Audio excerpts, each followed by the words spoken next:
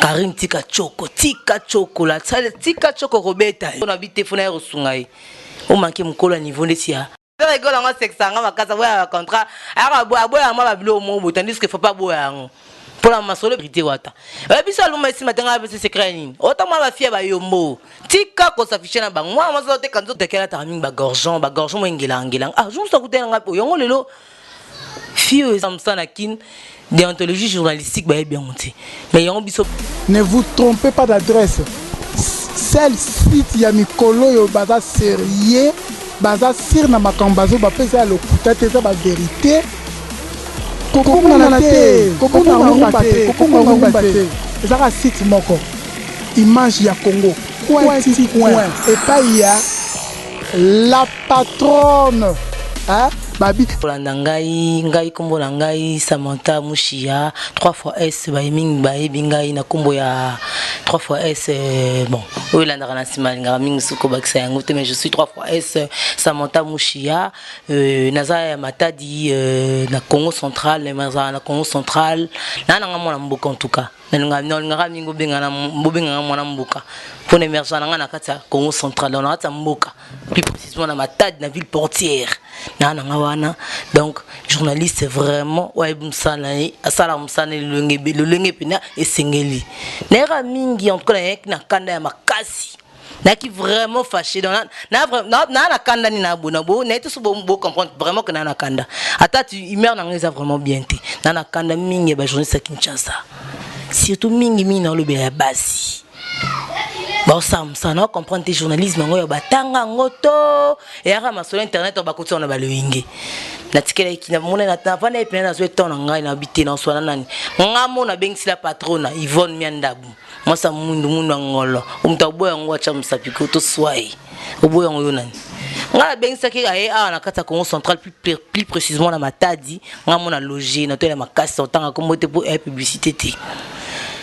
poto na mekana ko yebisa bino ba journaliste à Kinshasa vraiment mais te vont na poto bon monde bandingini hein non balé qui va mettre la place na bangote est-ce que ça la balé qui peut bimnora le lobby on a manqué mikolo et alors style qui sont ma casse pour la mona ba manquer vraiment mikolo c'est ba niveau moboti moi bimba sika mingi na auto yora na yoke tellement trop na bite fona rosungai on manquer mikolo à niveau de l'aura tendance. Est-ce que le roi tendance à banana sur la TV moi tout nini boy grâce hein laisse moi na grâce yo pena grâce pena niveau l'aura tendance au bangi na oté hein au bangi na oté vraiment bozala moi respect wana yo journalisme pena déontologie boy bité pour la déontologie non la journaliste belé ba ça na kin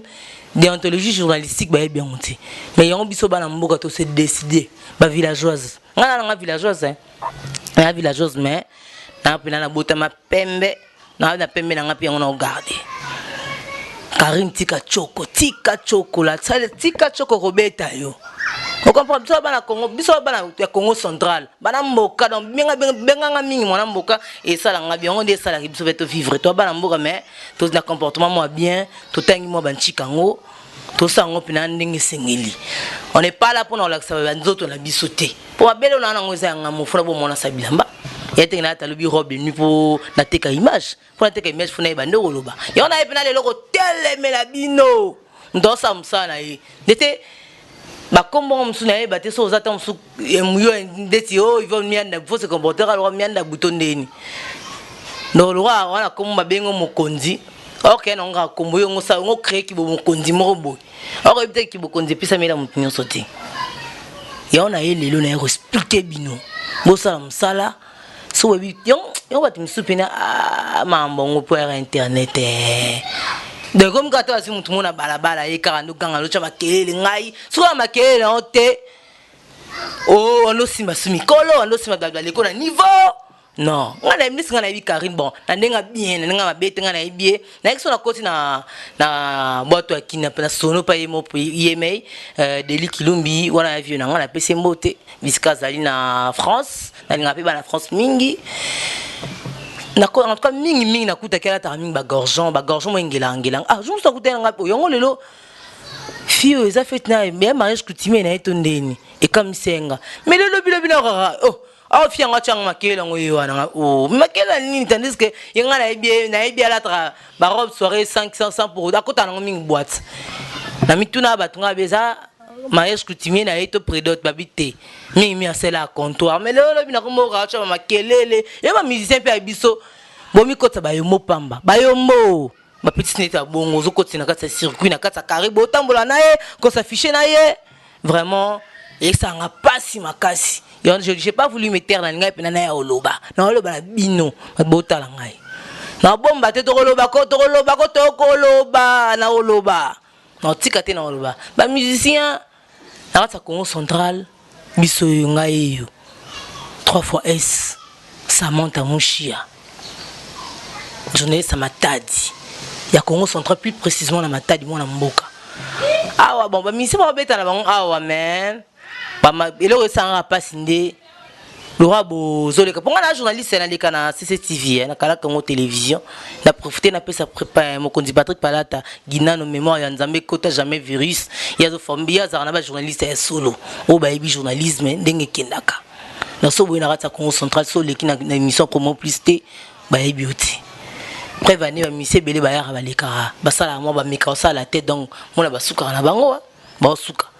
Mais merci car na ingénieur Selebou musicien maele o pena tanga ban chic na ye d'ailleurs son niveau dans na mba da Selebou déjà ba Blaise Boulou na ba mission déjà dans les bancs ba Selebou ba nani tade de Montikile ba ça vraiment ebelé ba héritier ta ba ko prester héritier ta prester a prester bon gloire à Dieu que moi comme sanza mais malgré tout ma fille ali babé mais quand même abetaka era yaki abetaki na ye asala ki na encore abetaka ma plein na ye mais côté que album to ba vérité en tout cas album de simbatérité wata et puis album de simbatanga ba secret nini autant ma fille ba yombo tika ko s'afficher na bango moi ça te quand to na ye c'est un niveau ta mona robe de nuit bongo ba blorana et ko to ba yombo mais quand même na matadi wetaka na bien bon nani msuro msunani Bourron Pelaek oui Bourron Pelaek en tout cas c'est des brouillards qui na ye quand bien même que succès en tout cas ezate na rata terrain zate pour ça penati mais quand même ya na beta na mari pe na mission nga alors na bien mais Bourron ça l'effort pena buna bunda mondam pour simba buna bunda mondam bu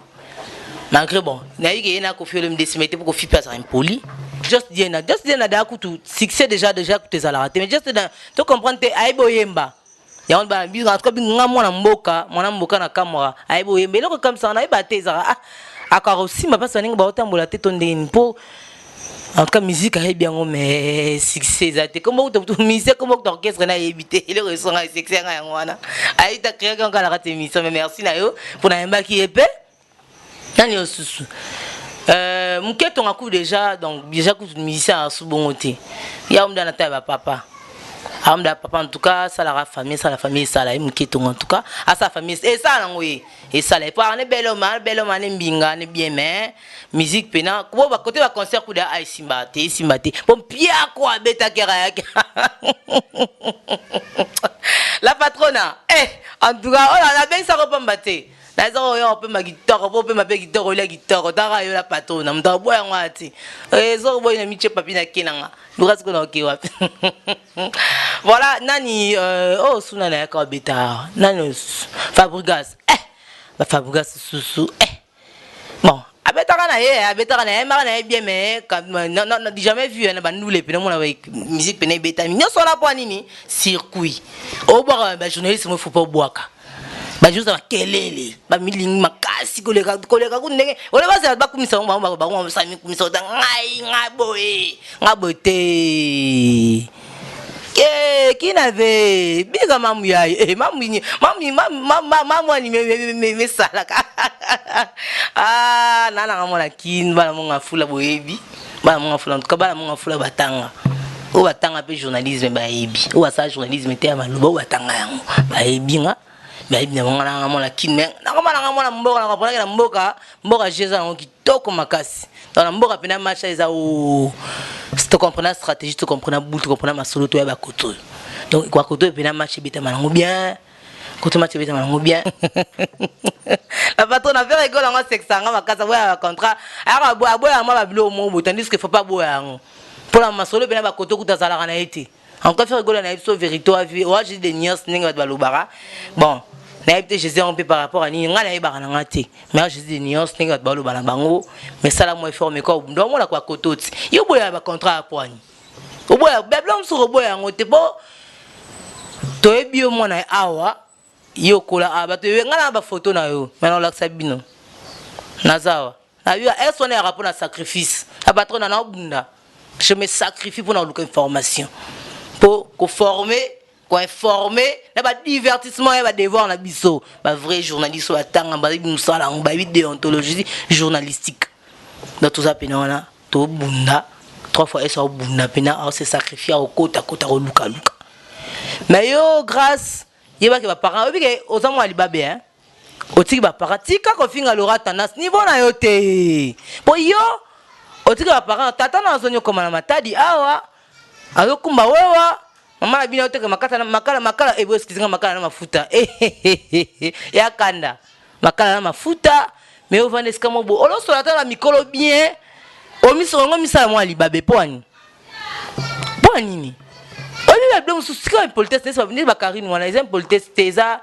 et éducation ba mususu ezaka mona ke ngai te akane mal éduqué Karine moko bakanda mais Karine sœur d'autant Karine to biobi que Karine morana impoli maman paye ça et ça peine voilà nabi qui vraiment bolanda bozebele bolanda vraiment bozebele qui tirada nabi ko landa levé qui tirada umela zalawana matondo na yo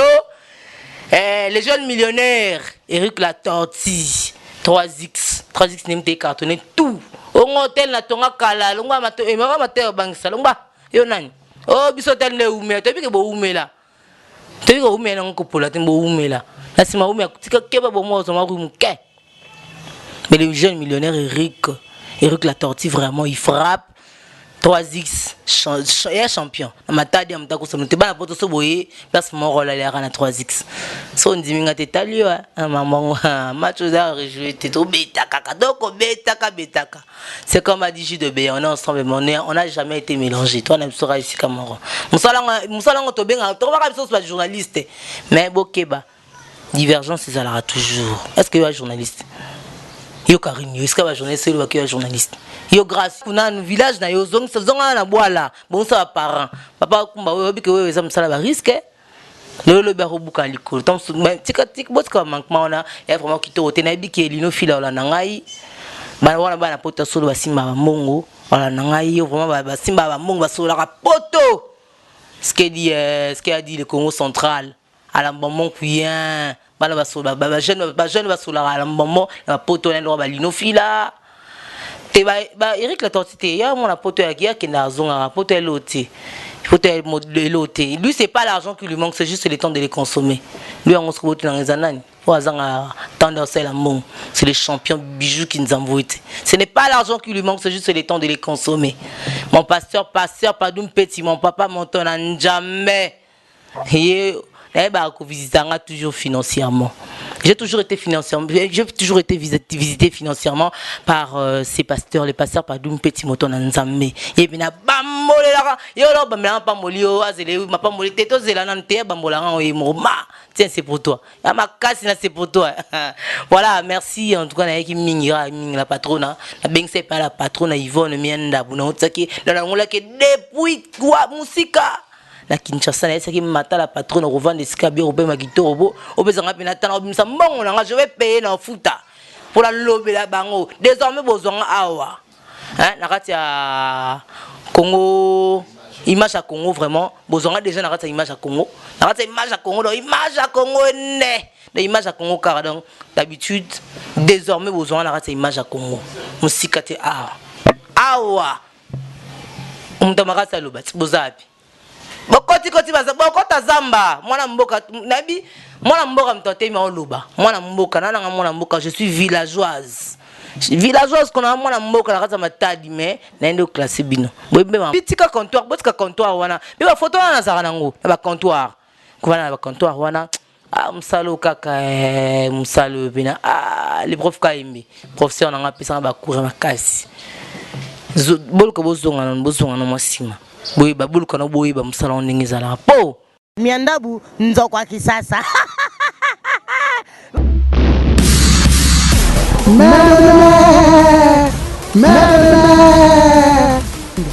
Ne vous trompez pas d'adresse.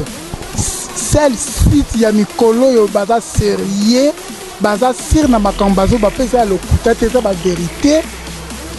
Kokona te, kokona rumba te. Ezaka site moko. Image ya Congo. Point. Et pas il y a la patronne. Hein? Babi